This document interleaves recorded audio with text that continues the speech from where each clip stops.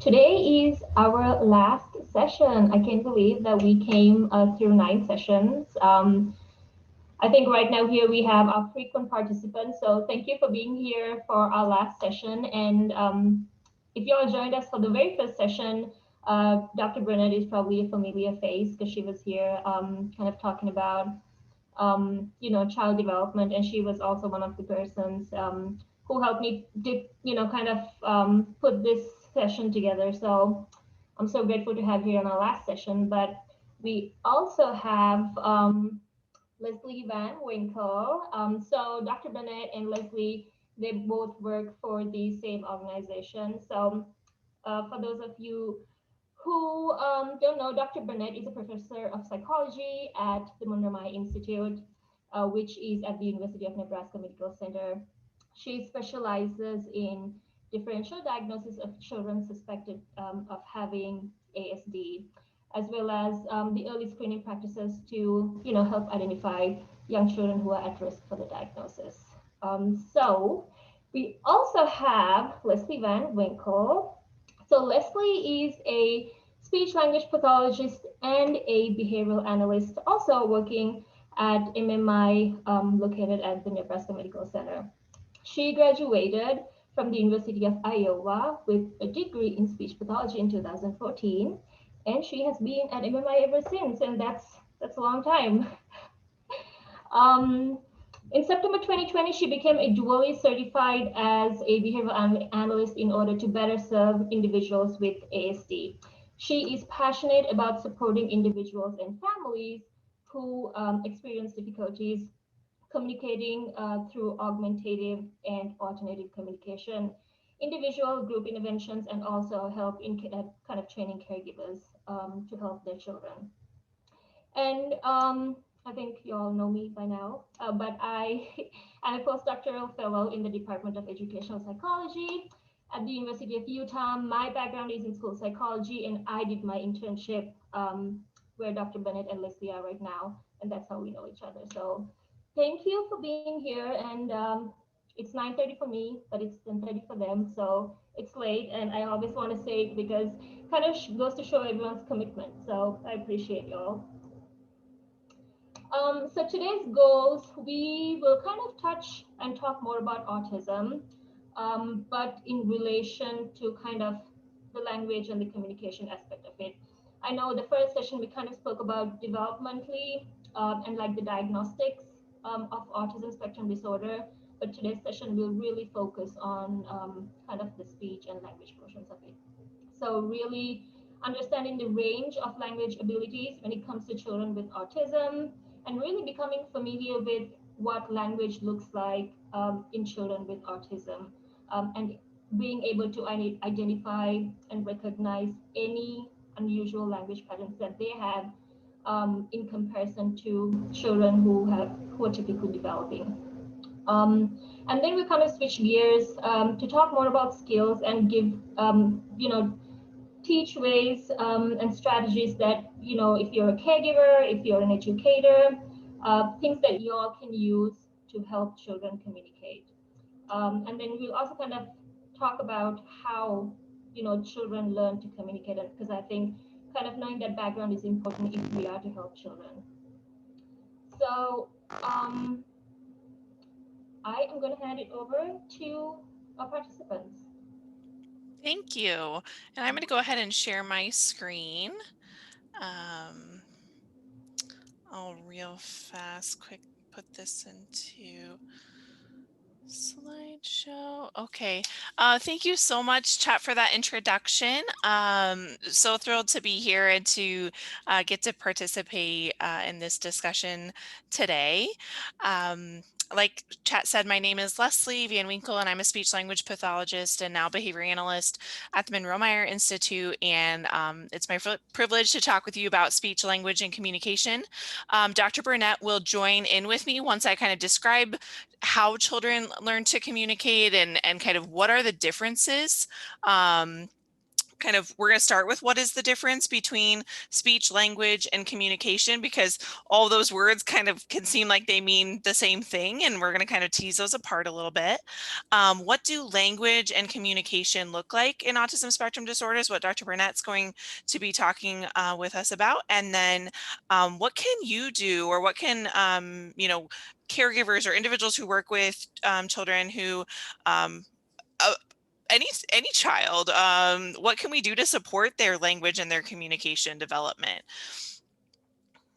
So I want to tease these apart a little bit. And when I am talking about speech, oftentimes what we mean is really, how do we say sounds in spoken words? So what are the maybe the individual speech sounds? So in English, ba, ka, I might think of them kind of in alphabet order. I can think of them in the way that I move my mouth to make them, how those sounds go together and how that changes the way the sounds come out. Really, when I'm referring to speech, it's really kind of all how it sounds or how it's made. When I'm talking about language, language is really the symbols or the set of symbols that we use and we understand. So that's words, that's sentences, that's phrases, but that's also written words, that's also pictures. It can be individuals who use sign language, it can be the way we move our hands. So language can really be any modality. It doesn't have to be spoken or speech based. And then communication is kind of how all of that goes together. So how do we use our speech and language to both say something? Again, I don't have to say it with my mouth, I can say it with my gestures. And how do I receive a message? How do I listen to a message such that I can share information? Often we can be misunderstood, and how do I repair that communication? So all communication really is someone is delivering a message and someone is receiving it. So again, when that comes to speech, that's a speaker and that's a listener. And how do speech, language, and communication develop?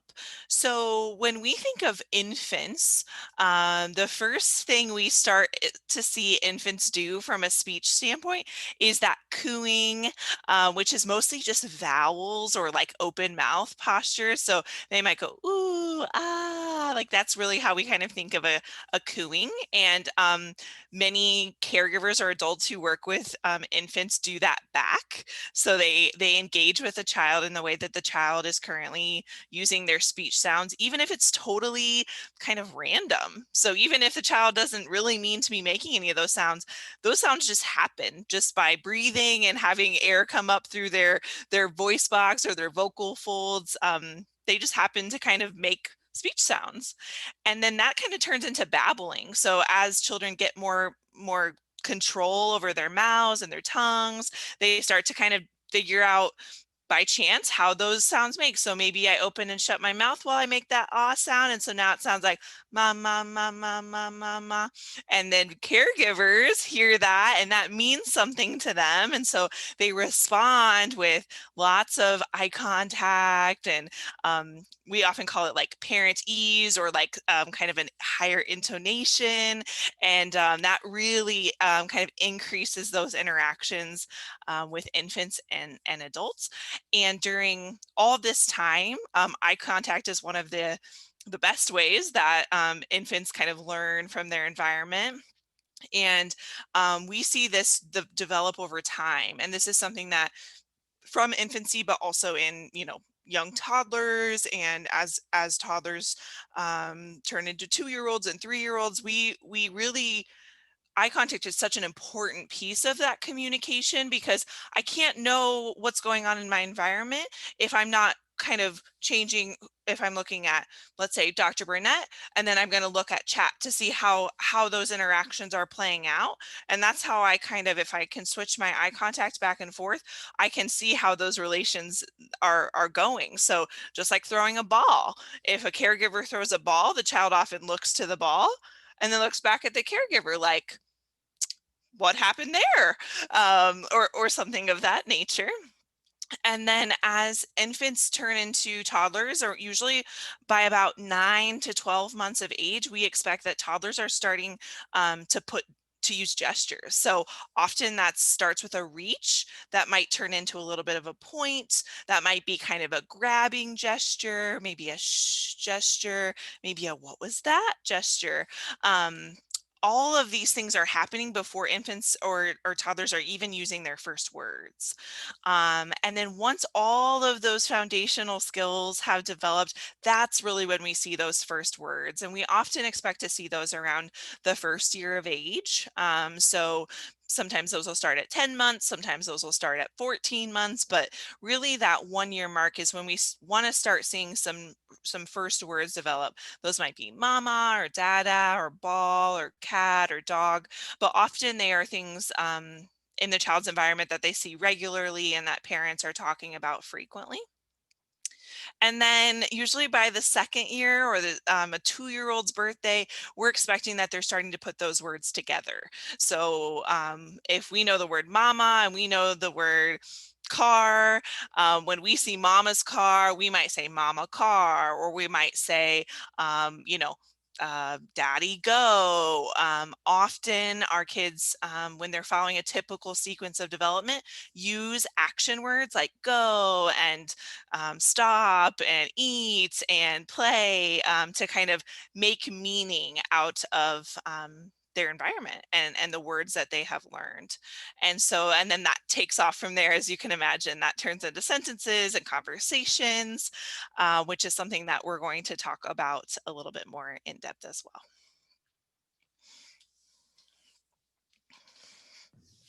All right, so I'll jump in and talk a little bit about autism spectrum disorder and how it connects with all the behaviors and the communication development that Leslie was talking about.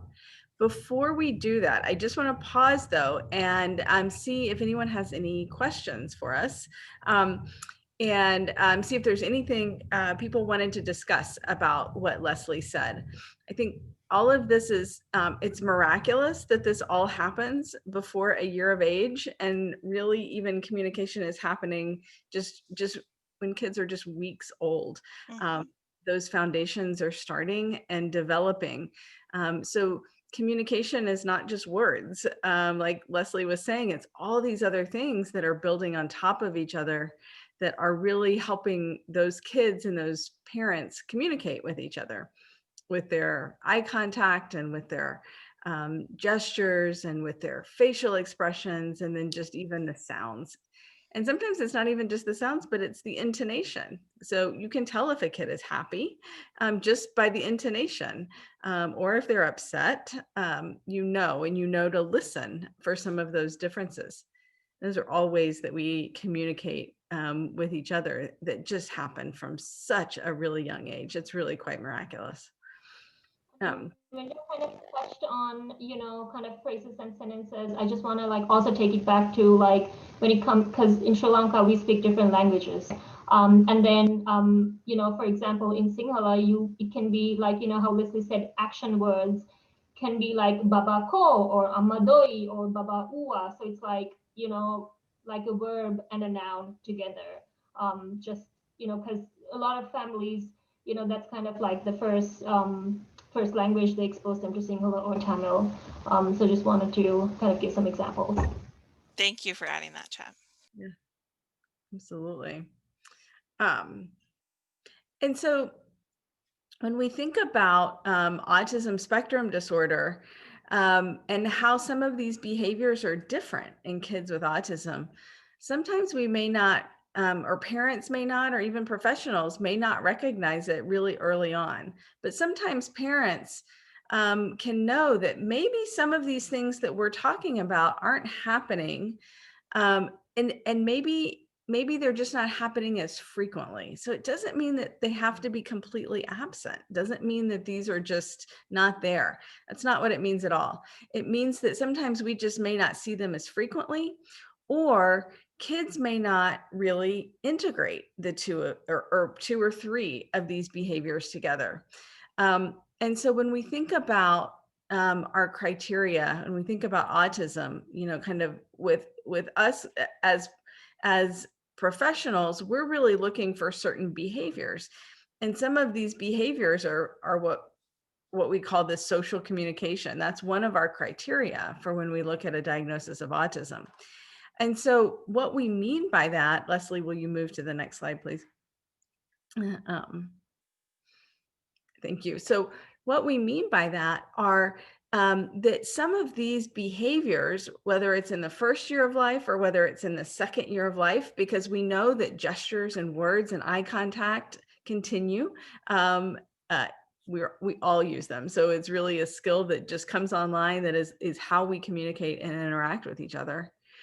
That when we're not seeing these behaviors coordinated. And so what I mean that coordinated is what Leslie has shown here is that we see these behaviors develop, but then we see the integration of these behaviors. And so we're really starting to see kids use a variety of ways of communicating that are all just connected with each other. So if I'm talking to Leslie, or if I'm talking to Chat, I'm probably looking at them. I'm probably using my gestures. I'm probably using facial expressions, and then I'm using words. And so they're making meaning with all of these forms of communication. So communication doesn't just have to be the words that we say. It's all these other behaviors that we're doing that are helping send the message to that person for what we want to say. And the amazing thing is that this social communication happens in these ways from really, really early on.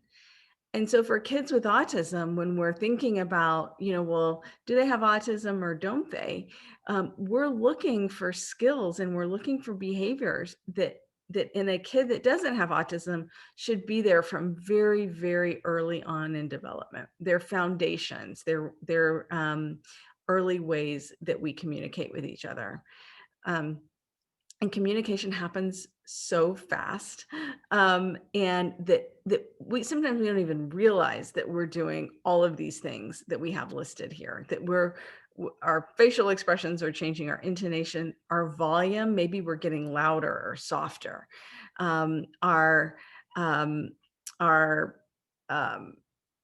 just the expressiveness with our words, maybe we're speaking more rapidly.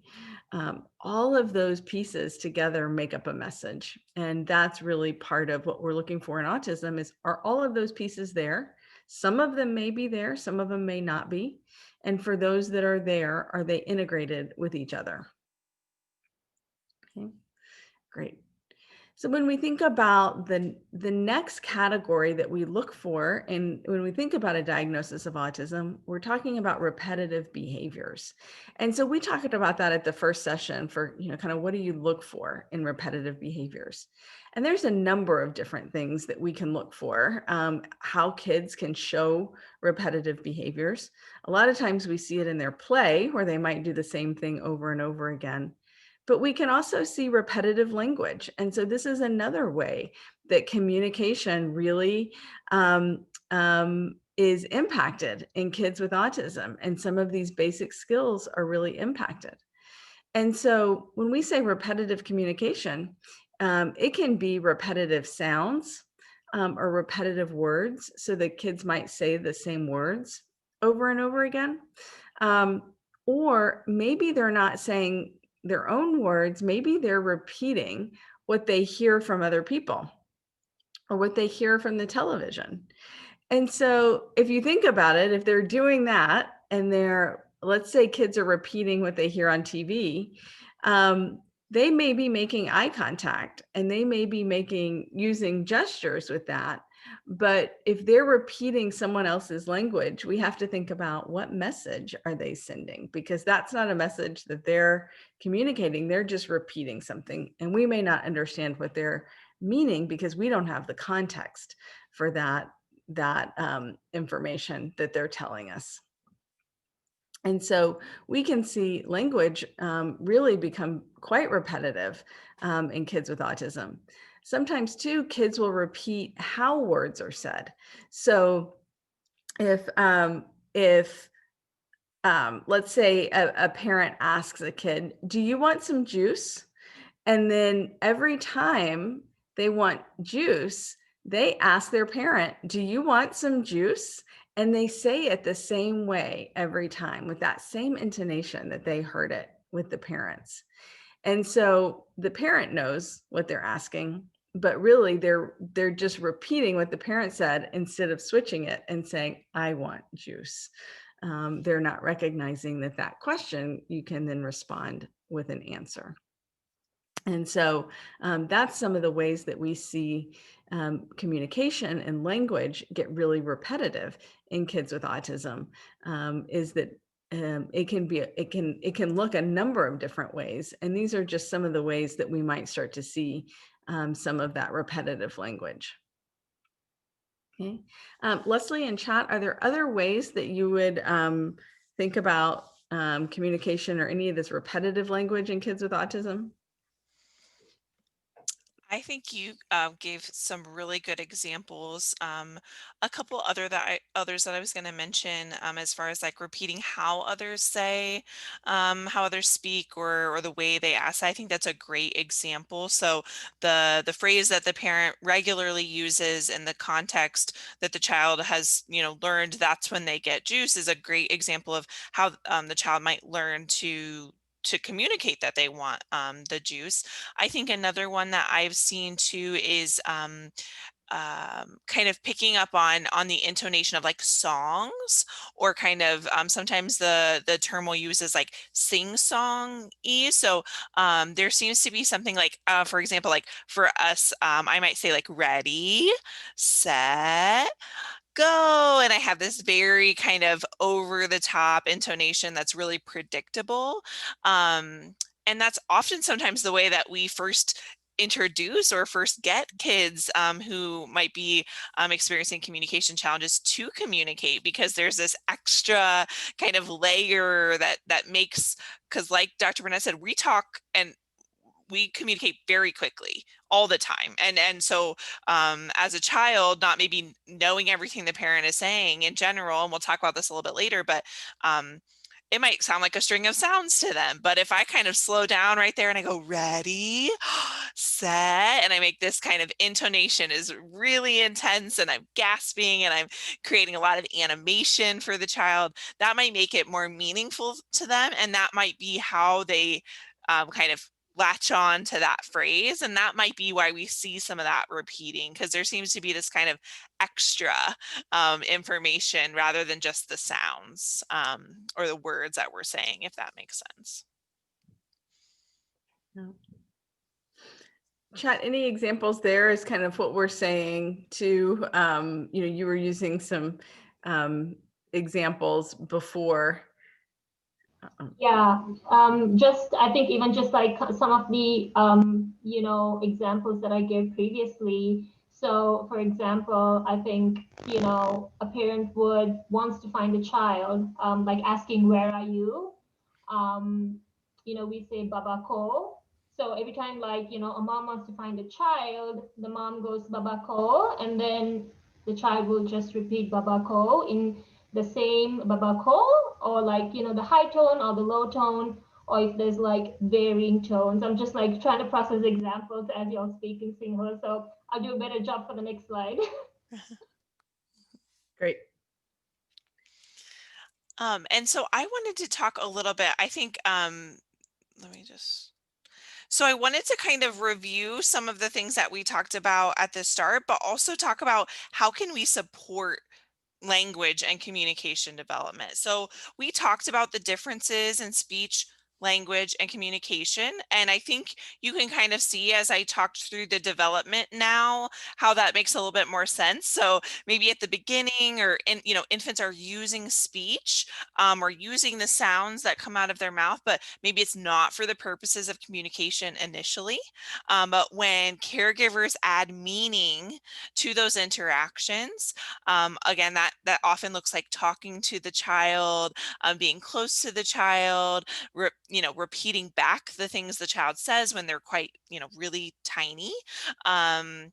but then that's kind of how language starts to develop, and language doesn't have to be spoken.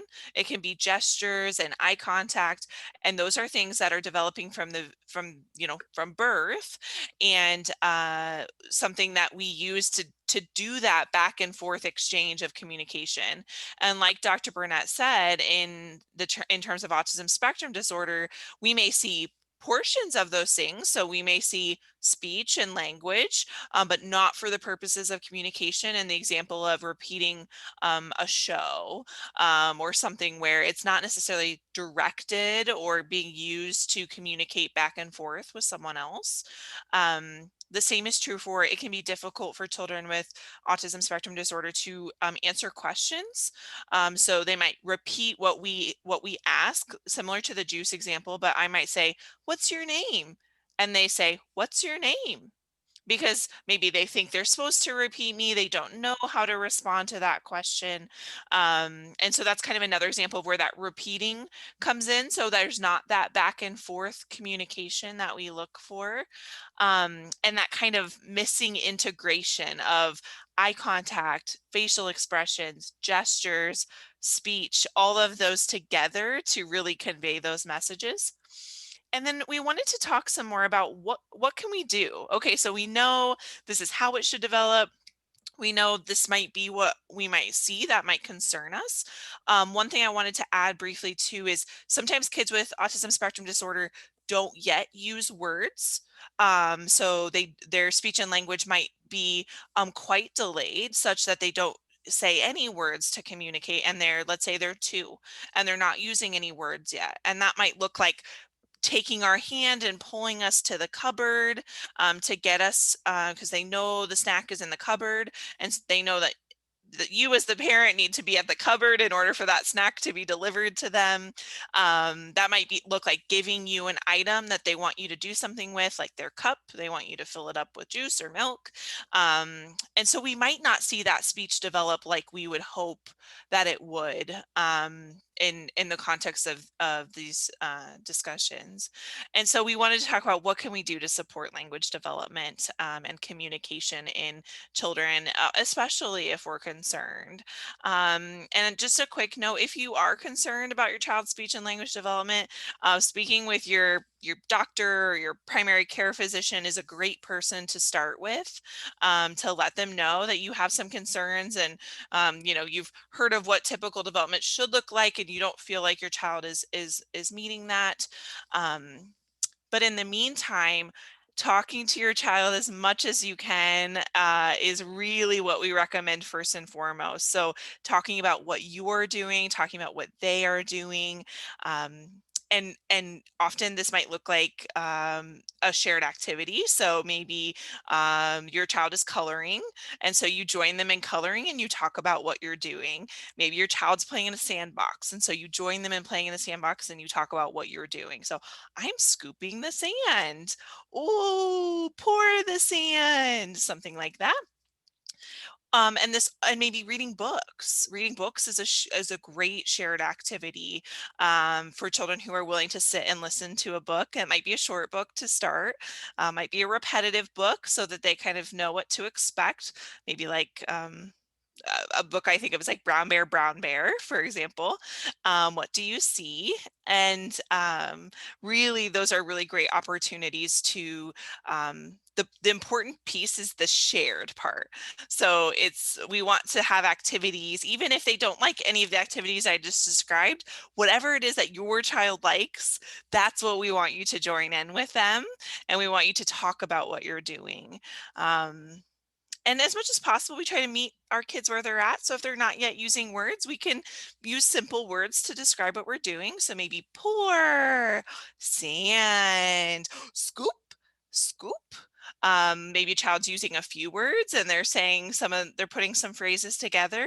And that might be when I say things like, oh, scoop sand, pour sand. Chat, if you wouldn't mind giving some examples of that, that would be awesome. So just like the noun and the action, right? Yep. Yeah. Let me see. I'm trying to think. I'm so bad at like No, it's okay. It can be coloring, stacking blocks. Yeah, it's like, okay, yeah, it's like, so for example, a red flower, like, you know, because I think in Sri Lanka, a lot of people do have like backyards and gardens, and, you know, Awesome. it's tropical all the time. Mm-hmm. So just like being outside, and then like looking at plants, so Ratumala, Kalusakatu. So it's just, I think, again, what Liz is trying to say is combine the noun and combine the action. But with that, Liz, I also had a question. How Yeah. early should caregivers start talking with their kids? Mm-hmm. How early, is that what you said? Yeah. Immediately, as soon as possible. So even when children aren't understanding, or we feel like kids aren't understanding what we're saying yet because they're itty bitty, that is also a really important time. Honestly, babies in utero during pregnancy are hearing after the 5th month of pregnancy. And so even in utero, even when babies are in our bellies, can be the time when we are talking to them and providing them with this language input. We know that the more the children hear, the better outcomes that we have from a vocabulary standpoint, and just kind of language in general.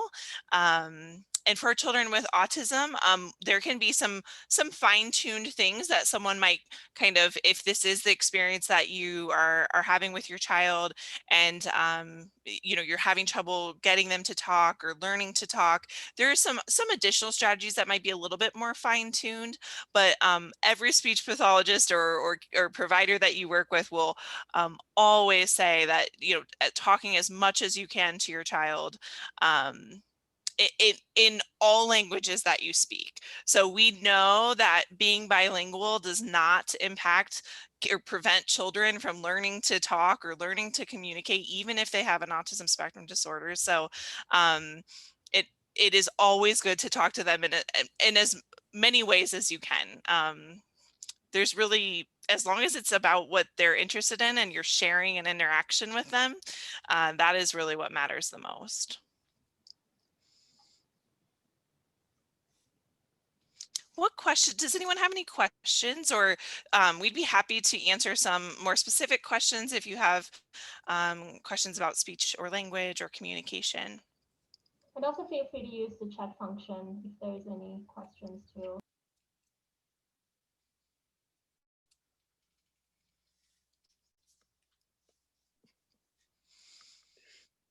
And I think for me, just to comment on the autism piece of it, so often people think, or what we might think of autism is kids who just don't talk. And in fact, in autism, we can see this huge range of communication. So we can see kids who don't talk, but they may just use some of those early sounds that Leslie was talking about, even if they're 4, 5, 6, 10 years old. But also, they can also be very highly verbal and speak in full sentences and very complex sentences. And so I just want to emphasize that communication in autism looks different in every single kid. So it's not just one way kids with autism don't talk. It's not that. It's that kids with autism, some of them don't have words, some of them have single words, some of them have phrases, and some of them have full language. And then how they're using that in their world and using it with eye contact and gestures is all specific to that kid. And so I just want to emphasize that number one, it doesn't mean autism doesn't mean no language. And also that autism doesn't mean that some of these other things aren't present either. So we see gestures, we see facial expressions, eye contact. We just may not see them as frequently, and we may not see them integrated all together. So Dr. Brenda, I just had like a follow-up question. You know, if a child has like really advanced speech, right? You know, there's a tendency to, which like, you know, appreciate that and think like, yeah, my child is like advanced and, you know, that's awesome. There's no problem. Is this something that needs to be paid attention to? Is this something that needs to be taken to a physician and like have a conversation about it? Yeah, so if you're noticing a child may have full sentences and a lot of language, but really how are they using that for social purposes? And that's really when we think about autism, that's really one of the things that we're looking at, that a child may be able to talk, let's say, about a specific topic that they're really, really interested in, but they can't talk about much else because that's really what they want to talk about. So for example, they couldn't talk about what someone else wants to talk about, or they couldn't talk about just kind of everyday things like, how's the weather? It's hot outside. They may want to talk then and know a lot of information about that particular topic that they enjoy. So again, for that part, it's not about the fact that they don't have the words and the ability to form sentences, but how are they using that in interactions with other people? And can they have a conversation that takes turns and goes back and forth with another person? That's the really important part for that. Those kinds of kids who do have a lot of language. That's an excellent distinction, Dr. Burnette. Thank you for mentioning that. And I think one thing I wanted to add, in cases like that, that chat mentioned, where children are using a lot of words and they have, advanced potentially language. The other thing that I look for as a speech language pathologist is their ability to kind of recall or kind of tell back events. So kind of we think of it as like kind of narratives. So if we, not a lot of room for going on vacation right now, but if I were able to go on vacation and we kind of came back with the child and I told the provider, yeah, we were just at so-and-so last weekend, and you said, oh, tell me about your weekend. That might be really challenging for an individual who kind of does have those high interests that they want to speak about regularly. Because similar to that question about like, how's the weather, or what did you get for Christmas, or kind of questions where we expect kids to kind of be able to do some of that social chat, even if they're 5 or 6 years old, 4, maybe even 3, kind of answering some of those questions. That can be pretty challenging to answer kind of what a child might perceive as a little bit more of a boring kind of question. So kind of thinking about that too is one other way to kind of be on the lookout is how do they answer those questions about kind of seemingly more mundane, or how do they kind of tell stories? Does it fit telling someone who they know has no context or who wasn't there? How do they take the perspective, or how do they put themselves in someone else's shoes? And that's a lot of what communication is, right? Is I'm always thinking about what the person I'm talking to, what their experiences have been, and how mine might have been different, and how I can try to meet them in the middle and ask those questions. And that can be really tough for children with ASD. We did have a question, and I'm not too sure if this is with regards, so it's with regards to speech. So I think just kind of, because there's like a lot of information, and like we said, like all of these things could look different, given each child. Yes. So kind of taking all of this into consideration, is there like, almost a checklist that we can have just to like maybe almost like tick off, but in a sense of just assessing when we are working or observing kids with special needs and when it comes to speech? Mm-hmm. That is such a great question. There's a couple of different ways I think about that. One of which is kind of the checklist that I might use when I'm interacting with someone and their child for the first time is to think about it from a developmental perspective. So I think Dr. Burnette might have talked about this in her first presentation, but how does where the child is at currently match where other children their age are performing? And so if 3-year-olds typically use sentences and are typically understood about 75% of the time, that's usually the metric that I would use to kind of do that checklist. One thing I'm not sure about, and Chad, I don't know if you can help me with this, is do doctors or primary care providers in Sri Lanka have those type of like kind of checks that they do at each yearly visit? Yeah, I think they do have kind of like the well-care child visits that like they're having here. But I'm not too sure like how consistently they're being attended. But I also know like speech and communication and speech and language is really an up and coming field in Sri Lanka right now. Awesome. But we don't have a lot of speech and language pathologists, probably a handful, and just like thinking about accessibility for folks. So that's also a concern. And if so, even though there's like a referral, just like accessing those services can be hard. Yes. So I don't have a good answer for a checklist, but I will certainly look. I will certainly look to see if there's anything that's been developed. Because I don't want to make a broad statement and be incorrect. Yeah, no, I totally agree, Leslie, and thank you for doing that. I mean, I can also look up too, but what we'll do is like once towards the end of the session, we do send like the recording to all of the folks who registered. So if there's like any resources you want me to forward, I can do that. Perfect. But I think again, kind of going back to the question and going back to primary care and pediatricians, I think pediatricians should be like your first stop, and just like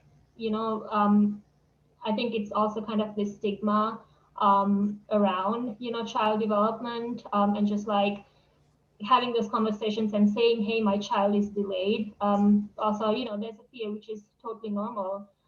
So just again, the delay for intervention can really happen at points like that. But these are real things that happen to real people, and I think a part of this series is to kind of talk about these things and bring this to life, so that children can get the care and the services that they need. So good question, Anand. Thank you. Chat, I do know that there's the CDC. They have the milestone sheets for every age, and then also what milestones kids with autism may not be hitting, things to look out for. So I think that's a really great resource. Yeah. And I think that's the Learn the Signs Act Early campaign. Gotcha. Yeah, I'll look that up and I'll send the information through. Let me see if I can find it really quickly. I was going to say, I will also look for developmental norms.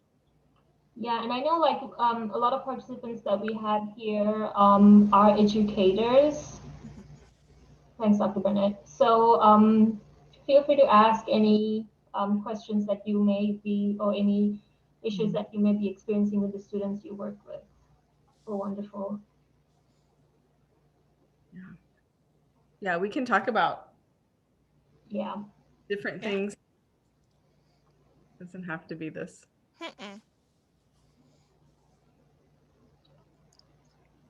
Open session today, last session.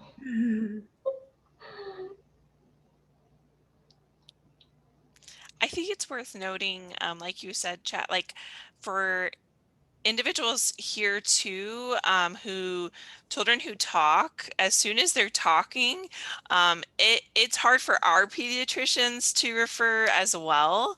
And so there is kind of, like Dr. Burnette said, there is that difficult piece of, being really thankful that they're communicating and that they're talking, and also feeling like something isn't quite matching what we would expect, or maybe how their siblings communicated, or what they've seen other kids their age do at the playground or the park. And so I really empathize with families about that difficulty for children who are more verbal or talking more, but still feeling like there's something that's a little bit different. And when you also speak about siblings there, Leslie, sometimes like parents who have more than one child have their other children to compare, versus like, if it's the firstborn, you don't know what to do, you don't know what to think. So, all of those things, like it's common amongst parents, no matter where you go. Yes. It is. It really is. And it can go both ways. Some families, when they have their first child, are very concerned from the beginning, and some families are not sure what to expect. And as long as the child is progressing, feel really good about that, and that is amazing to look for those strengths and see how their children are developing. But yes, with siblings, it can be sometimes easier to compare.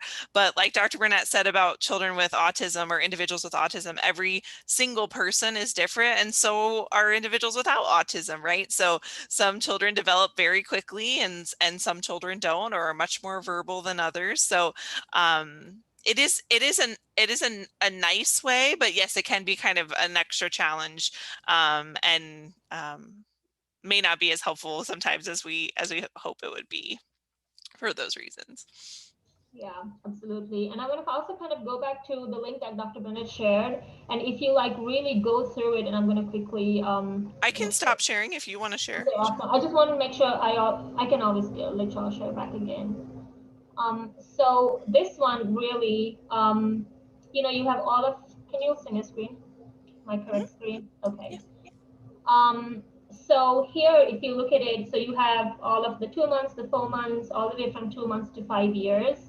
And you have all of the kind of developmental levels. You have the social emotional, you have the language communication, you have the thinking, so the cognitive development, the moving around, physical. And I just clicked on, for example, so under language and communication, it says children are supposed to begin to babble. They babble with expression and they copy whatever they hear, the sounds. So I just clicked, and you also have like different videos to kind of show what they mean and what they're talking about. So it's a really, really, really good site for everyone, new parents, um, educators, just to make sure you are paying a close attention to your child. And chat, they also have that app that you can download on your phone and track your kids' progress to your own kids. Milestone tracker. Yep. And yeah, so you have it for Androids and for iPhones. So, yep.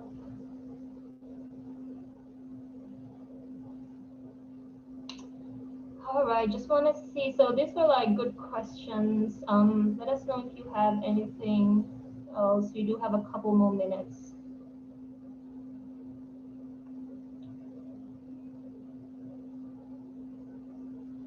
Do any of y'all currently have any students with developmental delays or difficulties? Not only speech, can be anything.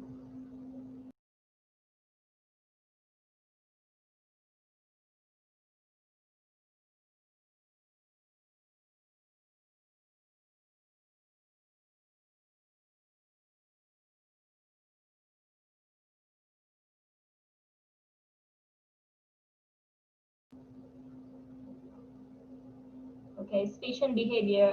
We can also talk about behavior. We do have a couple of minutes. Ranul, if you want to maybe talk about it, or if you want to type, either way is fine.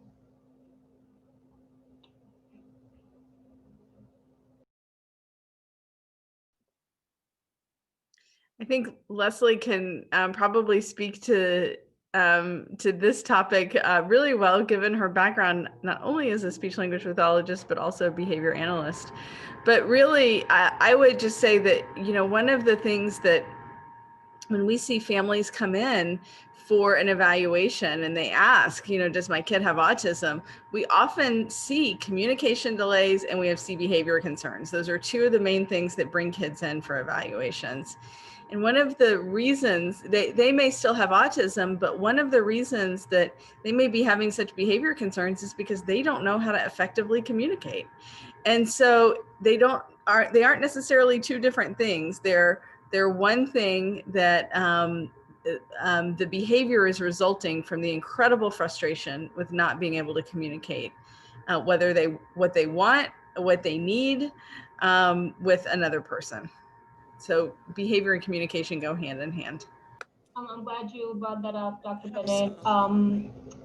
I mean, think about us adults, right? If we had like all our hands tied, our mouth strapped, like we would fall on the floor, kick, and try to like say what we want. So same thing. And I remember, so coming into the clinic, you know, we have children with behavioral concerns and speech concerns. So we want to try to work on both of them, but also like more attention to teach children how to, you know, communicate the basic things like food, water, play, bathroom, pain. So like the most essential things. And then you can kind of see a significant drop in problem behaviors.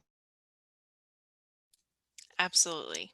Both really great points. That is so true.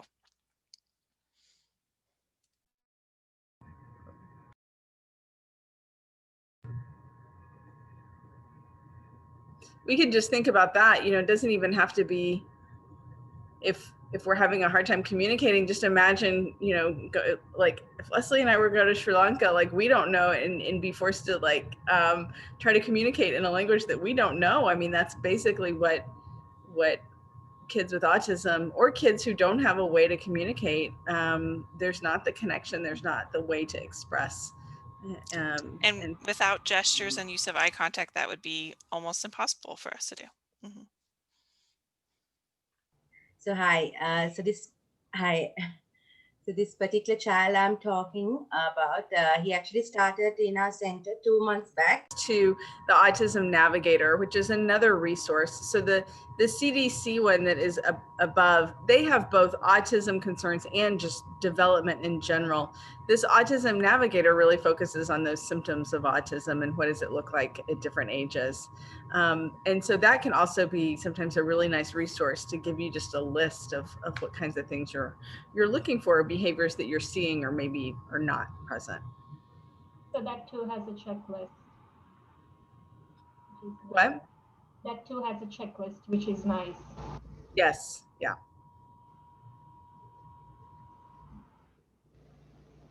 Yeah, so yeah. Yeah, you're welcome. This is some really good questions. Yes, thank you for asking. Mm-hmm. Absolutely.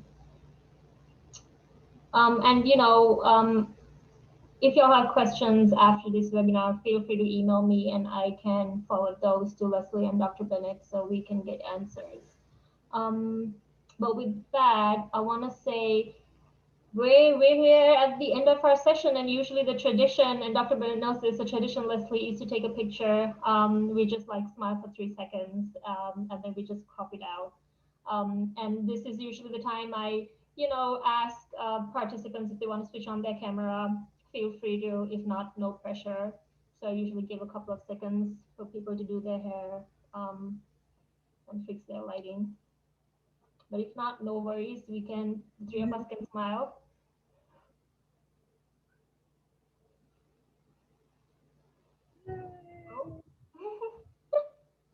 So cute. Hi. Hi.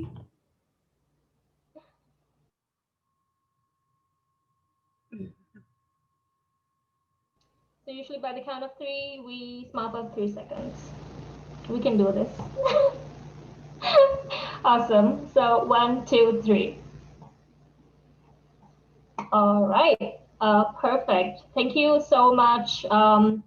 Honestly, you know, if you have attended all of our sessions, some of our sessions, one of our sessions, it really means a lot to have y'all here. And it's such a privilege for me to be able to do this, to help folks with any questions that they have.